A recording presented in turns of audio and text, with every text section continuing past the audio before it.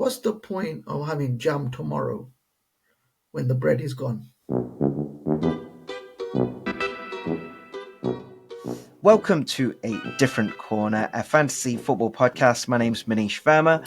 As always, for game weeks 1 to 38, I am joined by Dr. Luman Ali, my friend of many, many years. I said last week, Luman, that this was the George podcast, the George themed podcast. What I failed to say was the George Michael themed podcast, fantasy football podcast, the only weird crossover like this that I think ever exists.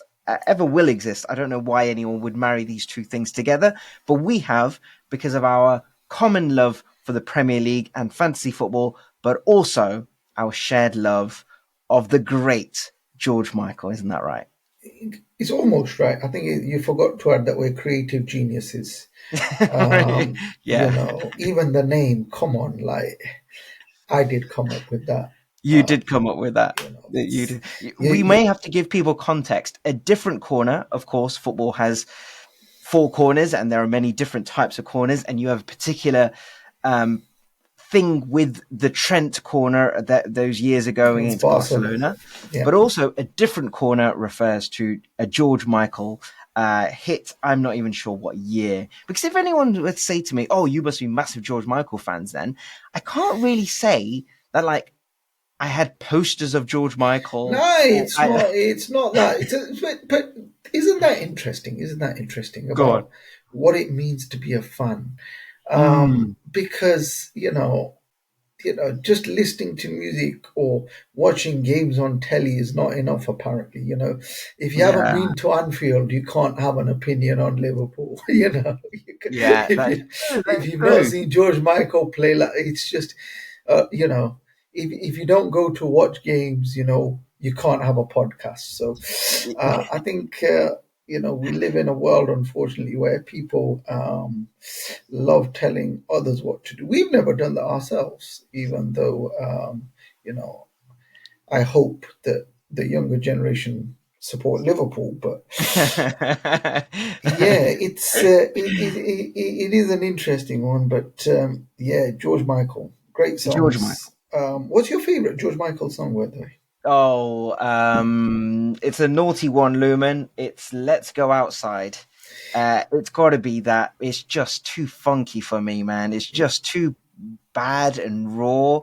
Yeah. And the context of the time of what he was doing and the music video, it just slaps. That song slaps. That's my personal. What about you? Fast Love. Yeah. Amazing tune. I mean, just every time it comes on Smooth Radio,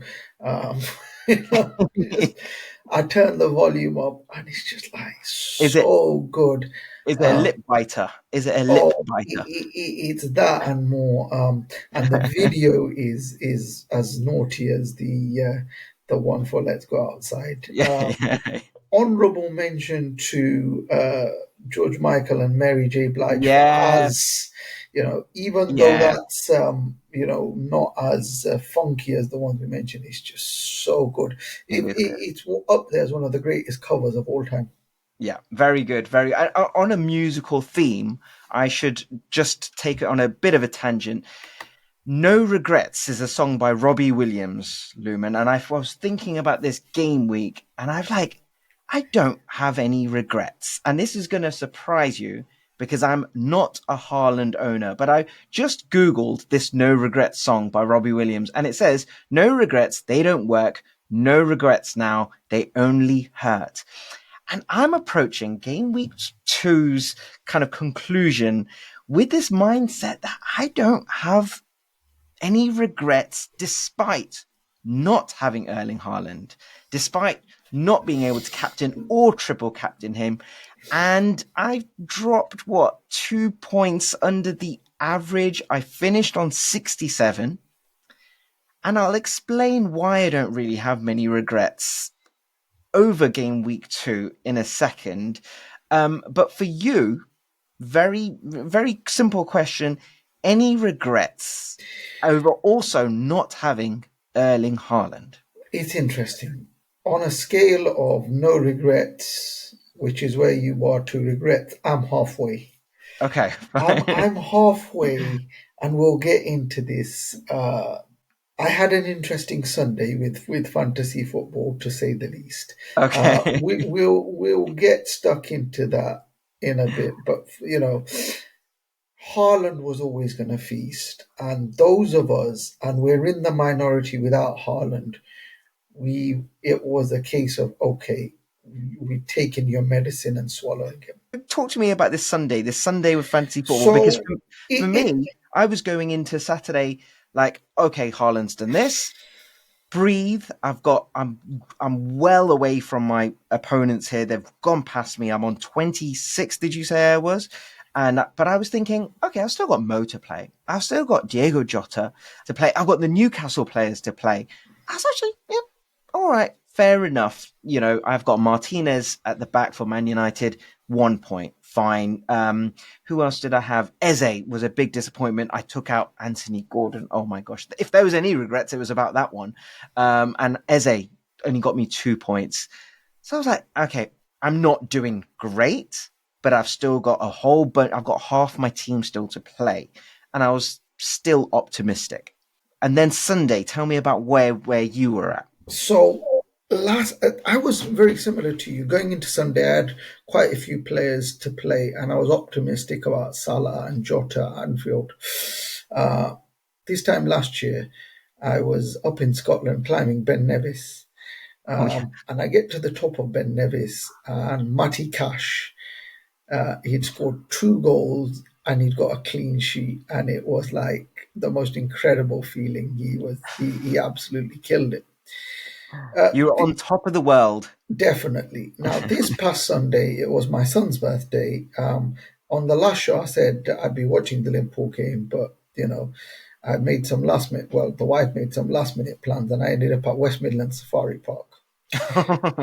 Um, going into this week, I had a decision to make: um, to replace Dominic Solanke or not to replace Dominic Solanke, Yes. because he got injured. And I weighed it up, and I said to myself, okay. I looked at Chris Wood and Muniz. Those two were my first choice, but I didn't pick either of them, and thank God. Mm. In hindsight, maybe if I'd picked Joao Pedro or Nicholas Jackson, that would have been good. But instead, I said, you know what? Embuemo was on my bench. I'll put him on. Worst case scenario, I'll get 2 points, Mm. which is what happened. So the 2 o'clock games kick off, and Lewis Hall, Newcastle defender, he's on the bench. You've got a Chelsea team, Sanchez in goal, and he concedes straight away. I was so annoyed at that moment. I started just imagine I'm at a safari park. I'm supposed to spend time with the family. I just tried to look at wildcard permutations, Oh gosh. and it wasn't happening because it's fun. It's really funny, right? I've had a couple of decent weeks, but that's in spite of some, especially my defense killing me. Well, Yeah. in goal, Flecken first week wasn't so bad, but Sanchez, definite, he's not keeping any clean sheets. Jarell Mm. Quansah's the killer. Not only is he not playing, but he's dropped in value. Mm. Lewis Hall is not playing. Mikalenko, he's dropped in value as well. So that's 2 out of 5 players in defence Mm. that have dropped in value, and one is on the bench. Then you've got Harwood Bellis, who, Southampton concede for fun, and my only saving grace is Van der Ven. So at the back, it's horrific. There is no other word for it. Okay. And then it suddenly got a bit chilly in the West Midlands. There was a overcast skies. It started to rain a little bit, and then you look at the Chelsea game and you see Cole Palmer scored. Then you see Mm. that Noni Madueke scored a hat trick, and all three assists are from Cole Palmer, and I've Mm. got Cole Palmer. So Cole Palmer was my this year's Matty Cash. He was my this year's Matty Cash. So in simple terms, it was cold hard cash for me. It was cold hard. Cold hard cash.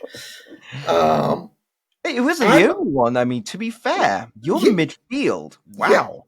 yeah. So going into Sunday, I wasn't too worried because only four players played, right? Yeah. And from those four players, I got 9 points from Van der Ven and I think 10 points from Emil Smith Rowe. Yeah. So that's why I wasn't too worried. The question I have for you is Mm. Cole Palmer Mm. was the first play in my thoughts after Haaland and Salah, right? Wow. Okay. Yeah. Automatic. Yeah. I know you've got Saka. Why did you choose Saka ahead of Cole Palmer? It's pure. It's based on, I suppose, where Chelsea are at, where Arsenal are at. Arsenal are a kind of comprehensively better, I would They say. They're in a are. They much better are. place. They know what they're doing on the football pitch. Mikel Arteta's been there a few years now. Saka is his star guy. Enzo has just come in. Chelsea have got this flood of players. I know Cole Palmer is at the first name on the team sheet, you would say, but I just think in a kind of a team that functions well week in, week out, I'm probably going to be more consistent with Saka. But then, Cole Palmer has the ability just to fly off like he did this weekend.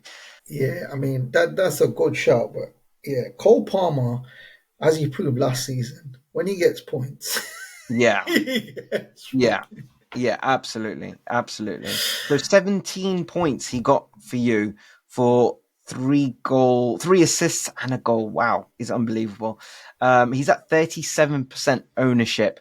Yeah, 10.5 million as well is the thing there, isn't it? So yeah. it is a choice. It's a choice of Palmer and Saka. Palmer, Saka. No, there's more. There's Son, there's Foden, Oh, and there's now. yeah, Now it's De Bruyne. Some people might put Bruno Fernandes in there. I had mm, him in one of my earlier drafts. Thank God I didn't get him in. yeah, Oh yeah, my yeah, God, he yeah, would yeah. have No, killed you're me. right to mention Son. Of course, a brace for him, and I feel like Spurs might be that new the homeboys team sort of. I think they're going to be strong at home, and I'm not sure what they might do away, as the last week's game proved. But I don't know. But yeah, we should mention Son in that bracket certainly. But you ended up with 71, Lumen. I ended up with 67. The average was 69. And I mentioned these totals as we do every week, but more so this week because those Haaland owners, all right, there were the triple captain owners, which went off on a different way. But those that just captained him, generally from the mini leagues I'm a part of, weren't a million miles away from both of us, Yes, really. I mean, I agreed. know someone who wildcarded just to get Haaland in, and he got, I think, 74. And here's the interesting thing for me. We both went for Mo Salah over Haaland. Salah only Mm, scored a goal, no yeah, assists, but yet he ended up on 10 points, double yeah. digits. Let's talk Erling Haaland, right? So I've got a hot take, and bear with me here, Lumen. Um, I mentioned that I have no regrets. Of course, I want to be hitting the 90s, the hundreds that some players did, but I don't have Erling Haaland, and on a hat trick weekend, I'm not gonna get that. But based on value for money, this rant is gonna go off in a tangent a little bit. But based on value for money, remember, £15 million you've got to spend. Sorry, 15.1. His value's gone up. It's gone up. It's 15.1 already. It's gone up. Gosh. I need Erling Haaland, I think in my mind at least, to be scoring a minimum of a brace a game. Okay. And I'm kind of judged that on if I don't have Erling Haaland, I could split that money into two players and get maybe a goal each there. And I'd get that brace, that 2 goals. So I need Erling Haaland to score two. One per game for 15.1, I don't think is enough, right? He also affects your captaincy choice because if you have Erling Haaland, can you really captain anyone else in your team? Like any week goes by, you're going to have huge kind of choice FOMO if you don't captain him and everyone else is captaining. So that's almost taken out of your hands, I feel like. And then let me go through the stats. Now, I had to go through some digging because, wow, there were so many stats about how many goals he scored, how many appearances. So let me rattle off a few. 477,000 managers in FPL triple captained Erling Haaland this week, and that's a fifth highest of all time, a record for a single game week. Massive. In his 101 Man City appearances, he scored 10 hat tricks. That's all appearances, not Premier League. In the Premier League, 68 appearances, 67 goals. Mad. Huge. But I was really interested in the number of games Erling Haaland has not scored in the Premier League. Because for FPL terms, a blank on a massive asset like Erling Haaland at 15.1 million is a killer. If he blanks for you, that's an actual killer. But he, out of 69 games, he's had no goal games, if you know what I mean. He's not scored in 26 of them games. So in 38% of his games, no goals, blanks. And that, for me, it's not you've got to get Erling Haaland out. Of course not. I've got drafts. I've already got draft wildcards ready for him. But it's just a choice you have to make, because that's a lot of games where he will not score a goal. And of course, he does most of his damage then in the 62% of games where he's getting braces, where he's getting hat tricks, but a lot of single goals as well. And my question is that enough for an Erling Haaland at 15.1 million? So that is my hot take and my big question. It's unequivocally 100% no-brainer to have Erling Haaland in your team. It's only creative geniuses. For any young listeners out there, don't do an arts degree, right? For creative geniuses who decide not to have Haaland in, and then to hone in on one of your points, you can spend the money on two players. Well, if those players are Isak and Watkins, do you know, like in simple terms, you could have had in the first 2 weeks a strike force of Haaland and two budget strikers, let's say Wissa and Joao Pedro, right? Or you could think you're smart and go split it between Solanke, Isak, and Watkins, and end up with diddly squad. Here, can you imagine, right? I've got a forward line of Isak, Watkins, and Solanke, and in 2 weeks, none of them. There's 0 goals or assists between them. No, you've had 1 assist from Isak. That's it. Oh yeah. In the first week, but that's nothing. For when you're talking about that tier of striker, it's only been 2 games, but you are counting on these players to be 1 in 2 guys. That's what you're hoping these guys are, and so far. So I mean, what did not make things any easier is seeing the Watkins misses against Arsenal. Well, we that was not good.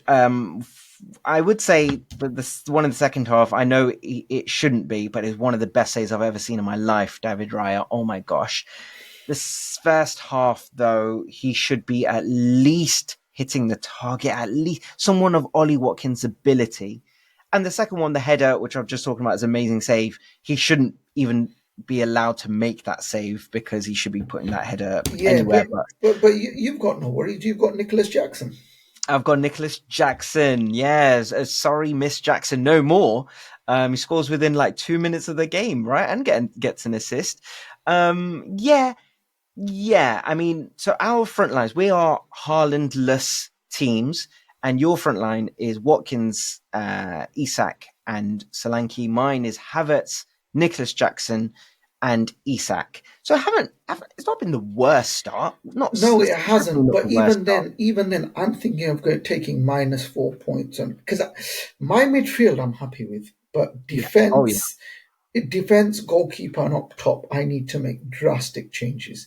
Are you telling me wildcard is coming up then? Basically, no, I'm telling you that If I want Haaland, I'll have to wild card, but Yeah. otherwise, I'm looking at Jackson. I'm looking at Havertz. Oh, you're not looking at, despite all of my talk about actually not having Haaland in or having Haaland in, you are going to blank for, roughly 40% of games so far based on the last two seasons. I said all of that, but I must caveat this at the end, you know, there are budget ballers there. You can fit, I think, this season, a Haaland, a Salah, because the budget ballers I'm talking about, Emil Smith Rowe has now got his first goal. I think he is a valuable asset.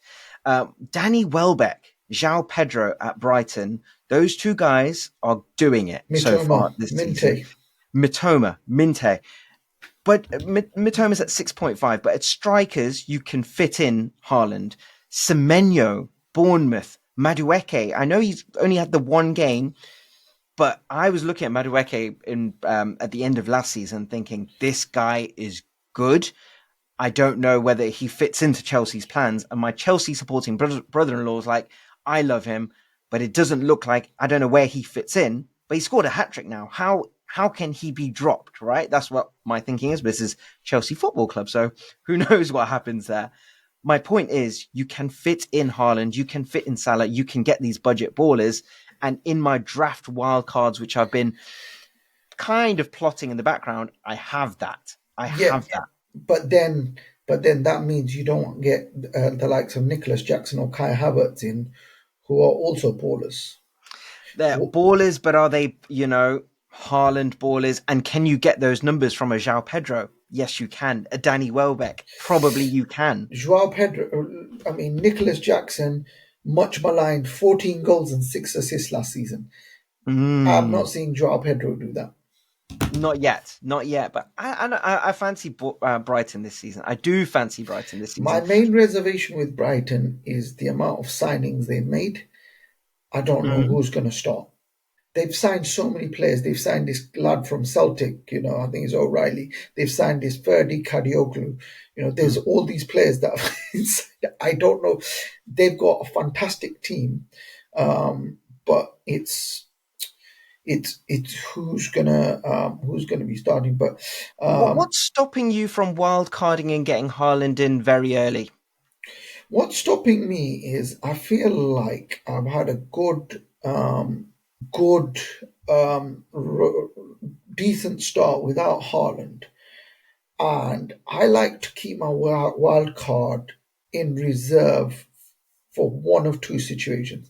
If I'm doing disastrously, which I'm not, or secondly, if there's been a major injury and I need to change things around. So that's what's, the other issue is not being able to afford him with my drafts because Mikalenko and Kwanzaa have dropped in value.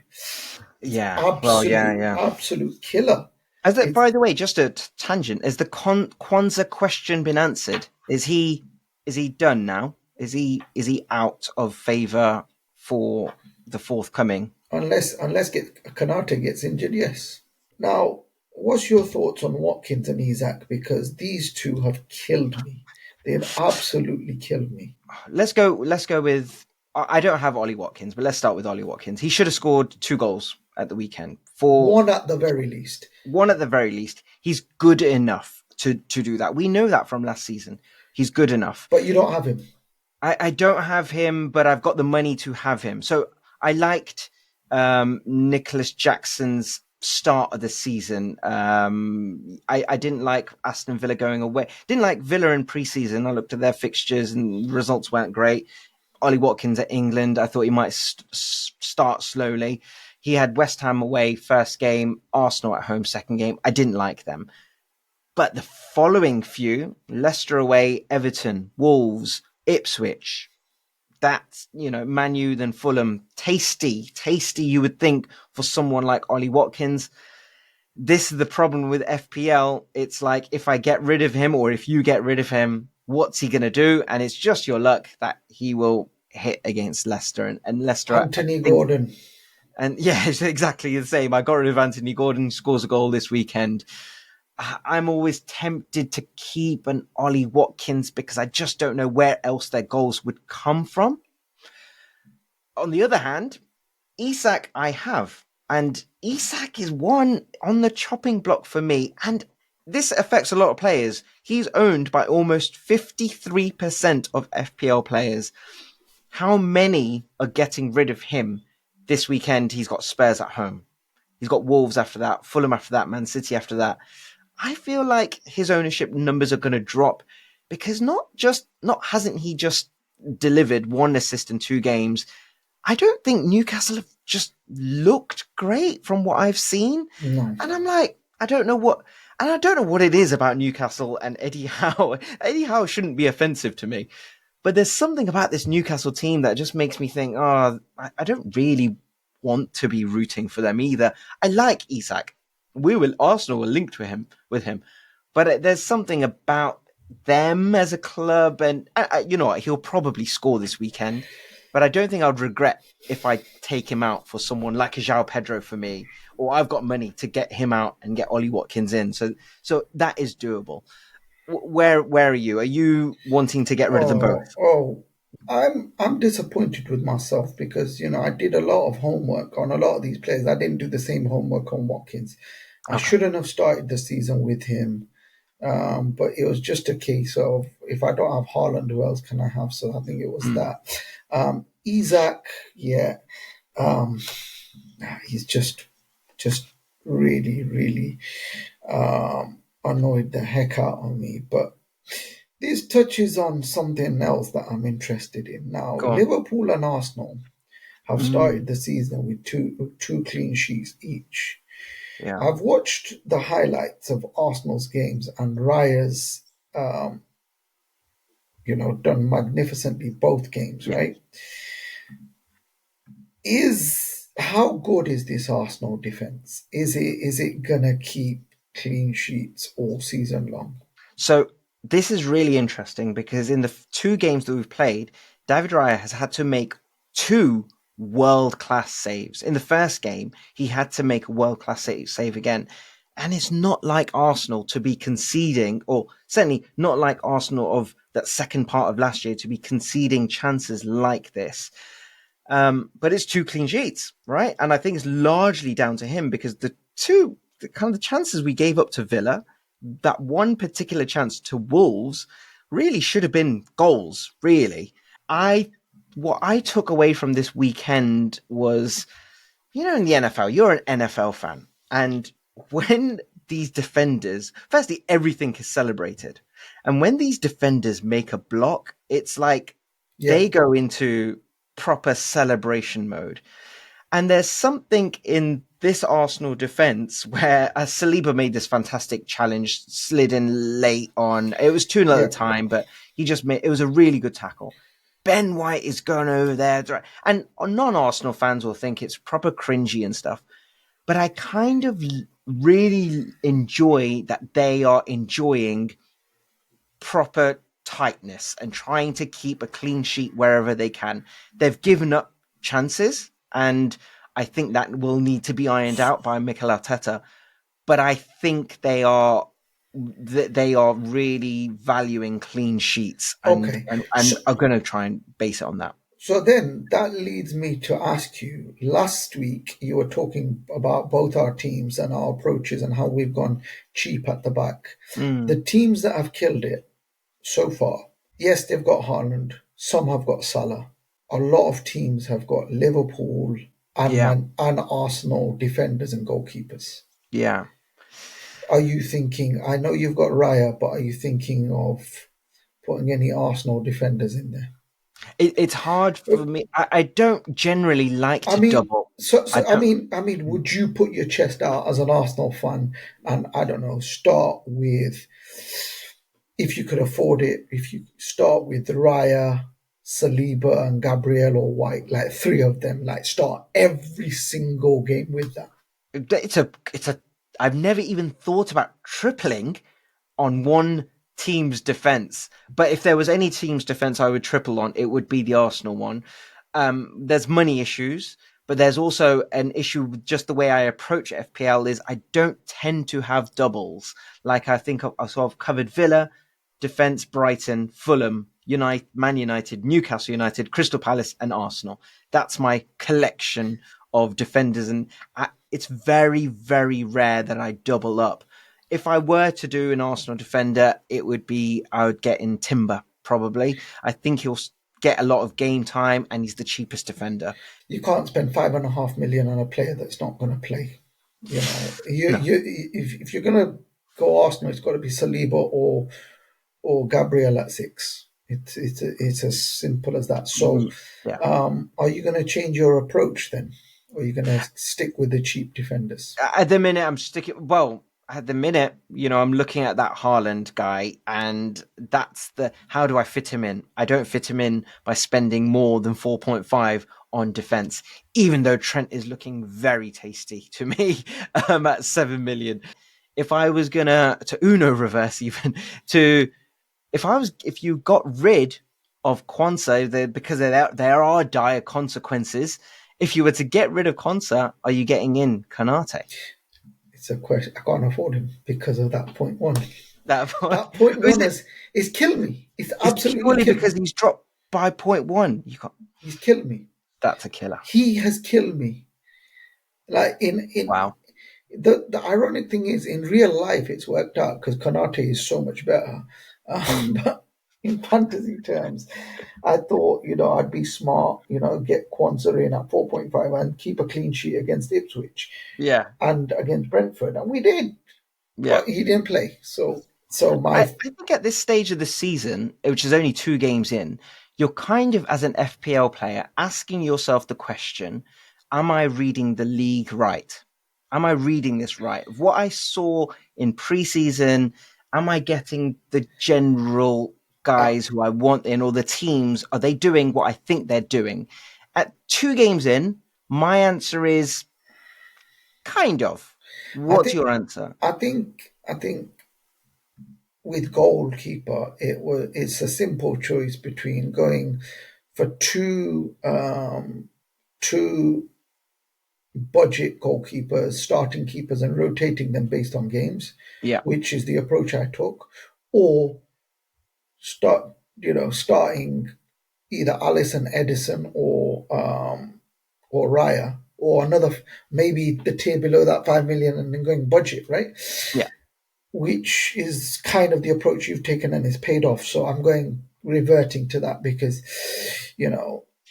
Sanchez might keep a clean sheet against Crystal Palace at home, but I don't want to, and Brighton might go off on a tear against Arsenal, right? Yeah. But for the long run, I want Raya. And also, look, I know we haven't done this so far in the podcast, but you've got Raya now as well. So you're just cancelling me out. That's what you're doing here. I can already tell you what I'm thinking. Normally, I keep you guessing with my moves or whatever. I've got no shame is gone. This is shameless. This is shameless. Shame is gone. I'm getting rid of Isak, probably bringing Jackson in. Oh, this is so I'm gonna have to now think. This is now 4D chess. I'm gonna have to think what's my next, not my next move, my next move. Basically, after that, you mentioned there Chelsea at home to Crystal Palace. Can I please give a little bit of love and just sympathy for my fellow Eze owners? I got rid of Anthony Gordon. I brought in Eze. I think a lot of players did something similar. Eze has been so unlucky. So unlucky. I feel like calling him just unlucky Eze. That's what his full name should be. Look, yes, that got the goal, disallowed goal in the first game was unlucky, but I did not look at Eze and Mateta because Elise left. If Elise was there, I'd probably have all 3 of them in. Yeah, they are the Neymar, Suarez, and Messi of London. Devastating. So, yeah, lots to ponder, short term, long term, etc. But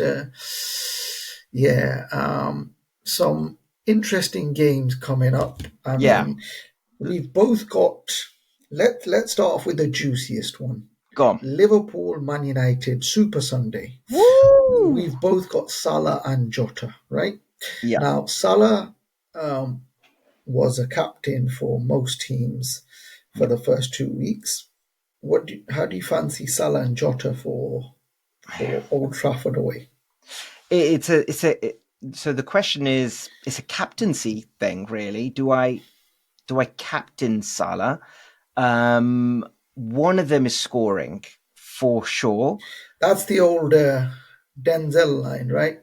What's that? Leaving with something. I'm leaving with. One of them is Yeah, leaving with something. yeah. One of them is leaving with something. I kind of fancy a Jota to do something there because everyone focuses on Salah so much that they might just double up on him, and I feel like Jota's just going to squeeze in there. It, I, it's so tricky. Like, which Man United turn up? I'll tell you what I told my Man United supporting friend before the Brighton game. I said that if Man United were to play Man City or Liverpool or Chelsea, not Spurs, forget Spurs, you know, or Arsenal tomorrow, I'd fancy their chances. Mm, The real acid test for them will be this Brighton game. yeah, I am 100 as a die-hard Liverpool fan. You've had a decent start. I am certain we won't beat Man United wow, on Sunday. It'll be a draw or a loss. Last season we battered them into submission, and yet we lost one against them in the FA yeah. Cup, and we drew twice in the league. I hate this United team. This is The, the thing, the, isn't it? That they won the FA Cup against Man City, like because they're able to put in performances and like even just tactically, they it's sometimes they just get it right. it's Sometimes, it's much worse than that. It's not sometimes they get it right in these. Most of the time they get it wrong in these games. But what happens is, and it happened with Liverpool, the opposition don't put them away, and then right? they get a second win. And so, yeah, not too hopeful over that game. But what about Arsenal Brighton? That's a juicy 12:30 kickoff. Yeah, it's a good one. It's a good one. This is a good.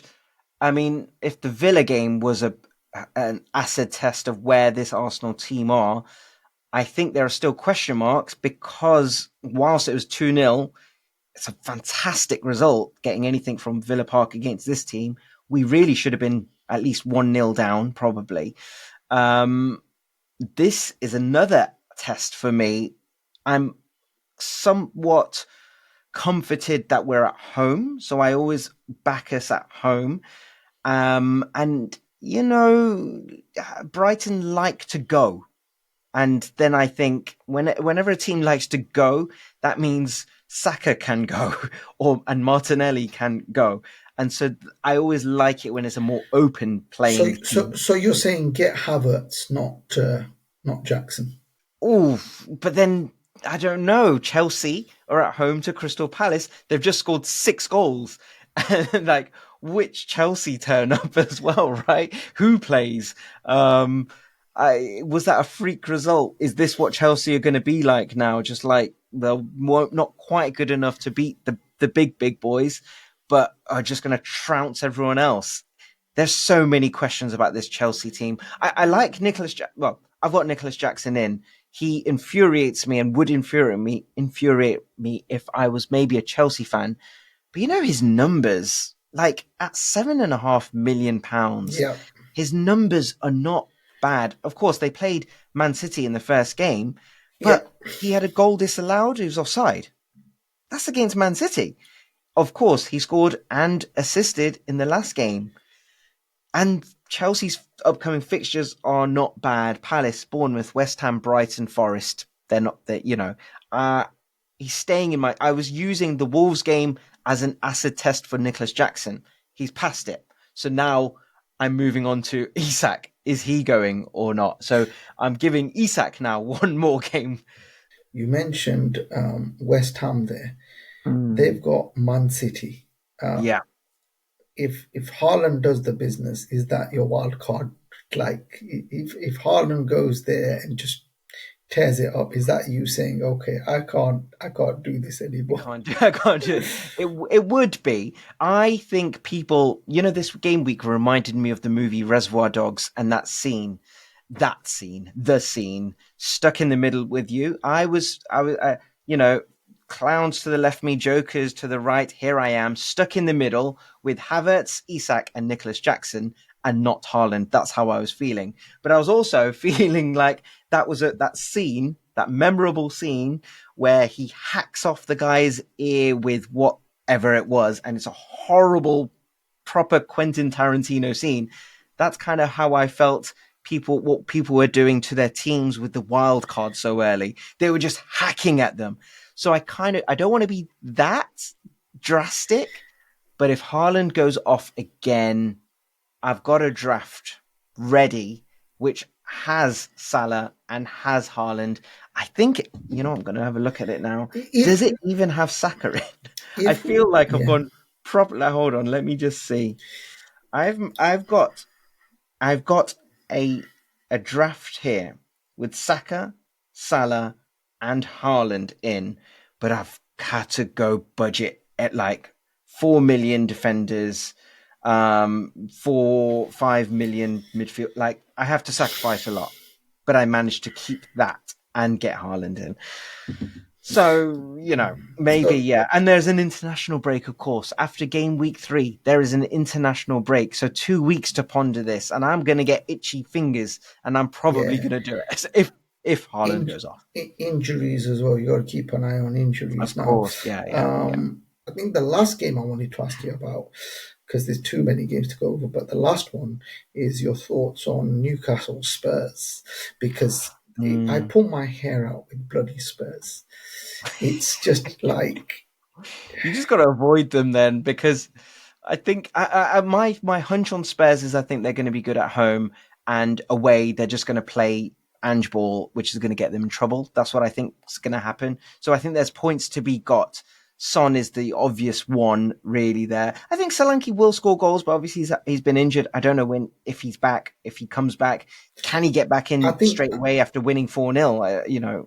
I think with Solanke, it's a case of catching him when he gets hot. I don't think he's going to get hot anytime soon, and I need to look at shipping him out. But for the last few years, not every season, but most seasons, Trent has been the man, right? Yeah. Defensively. Is it now Pedro Porro? Why are we not talking about Pedro Porro? So what's he returned so far? He has got a 9 and a 6. So a goal in the first game, a clean sheet in the second game. Yeah. Why are we not talking about Pedro Porro? I mean, Christian Romero scored a goal. Should we be talking about him as well? No, I'm talking about Pedro Porro last season as well. And at what, £5.5 million? So your question is Porro the new Trippier? Is he the one to the guy? I mean, that's a valid. I don't know what it is. Why I wouldn't want to go Spurs. Van de Ven is the one more obvious one for me, because I save $1 million there at 4.5, and an assist for him at the weekend and clean sheet. Yeah, why not Pedro Porro? Why not? I suppose I don't watch enough Spurs to know actually what his impact. Does he get a chance a game? I don't know what his. When they're conceding goals, he gets an assist or something. He gets something, so he's on my radar. But fair enough. Yeah, but plenty of other games this weekend. Yeah, plenty of other games. We've been Arsenal Brighton. I like Arsenal for that game, but I could see Brighton scoring. They're kind of free flowing. Brentford at home to Southampton. The boys are back at home. I always love the boys at home, and by the boys, I'm talking about Brian and Wissa here. Wissa's price, if I remember. 6 million. Or That's not bad. It's not bad, man. These are basically strikers. He is a striker. Mbeumo, that's the reason I was talking about him. But Mbeumo is a midfielder, but he's 7. But budget, and at home to Southampton, I'm not feeling so confident on Southampton. Bless the Saints. But yeah, I like Brentford at home for that game. I mean, I would be very surprised if one of them, doesn't return. Like you should be getting points there. Everton at home to Bournemouth. Talk to me about Everton, man. Like, gosh, you got to avoid any Everton assets, I mean, surely. Sean Dyche is a miracle worker. Um, they were second only to Arsenal second half of last season for clean sheets, which is why Yeah, I got Mikalenko in, and a few other teams got them up. But they've had a disastrous start to the season. yeah, Um, and Bournemouth are a very good team. yeah. They are. Semenyo is a player that I looked at, but I didn't get him in because I got Smith Rowe in. But Yeah, Semenyo is, if I was going to pick a player, it'd be Semenyo for Bournemouth. But mm. Everton need to show up. They need to. Yeah. It wasn't just a 4-0, it was just the manner, the attitude. Mm. So yeah, Semenyo, by the way, 5.5 million. He's only owned by 2.2% of players. That's a differential right there. 8 points and 5 points so far. He's not going to get points. He's not going to return every week. Of one course of not. one But of the five two, and a yeah, half. one of the 2.2% is a friend of mine. Mm.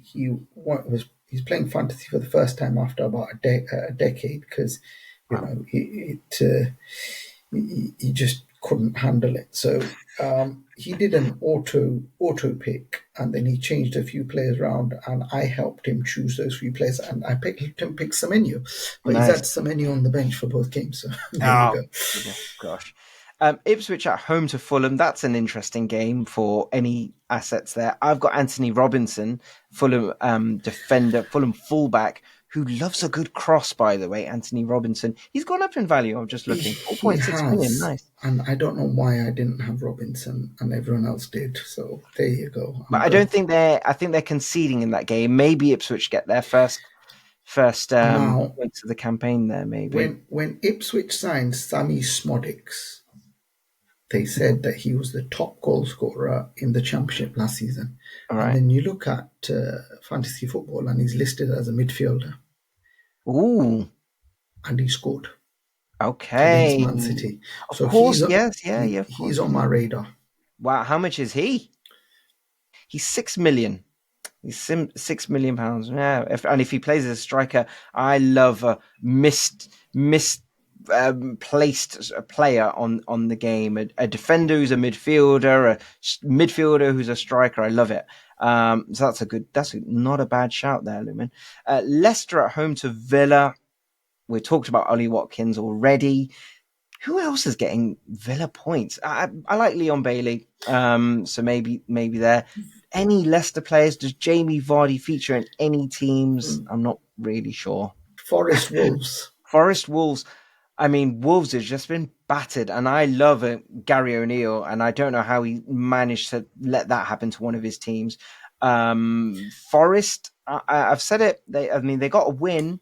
I like Forest, and I like Forest especially at home, and I particularly like that kind of trio going forward of Gibbs White. I like Alanga, Hudson-Odoi.